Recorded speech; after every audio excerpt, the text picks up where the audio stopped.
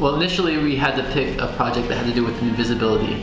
So things that we thought that the community might not know about or that weren't exactly on the surface. Invisibility in general is kind of cool to take certain topics and put them out there for more people to recognize and be more aware of. This year we're trying to bring something that is invisible to the light. We came up with the idea of graffiti, and our whole project is getting the invisible topic of graffiti, because many people see it as kind of a vandalism, gang related and stuff like that.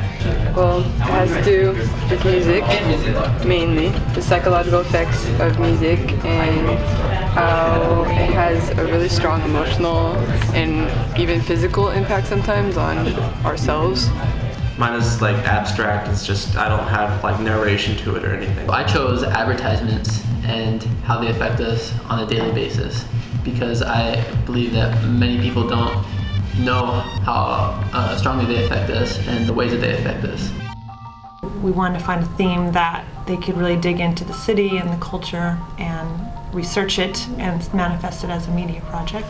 The idea is that you're taking things that are invisible and you're making them visible, and you're doing that as a service to the community because these are topics that people don't know about but you think people should know about, and somehow, I don't know, just changing the way we framed it and actually giving it less structure made them more excited about it. We felt that the best way to display the work was in a new context that was free from distraction, and usually when you have media work you need a really neutral background, preferably white walls, and we also wanted it to feel special. We wanted them to have motivation to make their work because it's going to be showed in a very professional manner, and so we thought about it and we contacted the MCA, and they have a really strong education department, so they were really open to letting the students come and show their work. It's important for High Tech High. One of the things that I believe the whole village tries to do is to have students produce work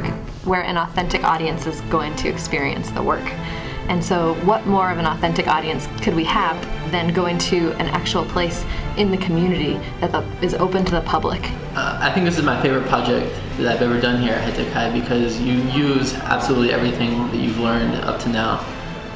We have to write our own script, so English comes into play. We have to set up our own interviews with the people, so public relations and dealing with people and their schedules comes into play.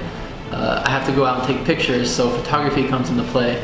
And I've been making a lot of my own images, so I learned to use Photoshop and Adobe Illustrator to make my own images. And then I had to make my own audio, so I learned how to use Reason and Pro Tools and a little bit of Live to mix everything there together. And I learned how to use the recording booth in order to record all my sounds and narration.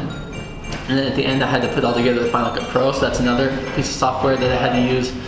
And so when you use all these things together, you're not leaving anything out, and it's not like you're just focusing on writing a paper or you're just focusing on going out and taking images. This project is designed so that you use everything that you've built up to now in your education, and you're using it to the fullest, and I think that's what a senior project should be.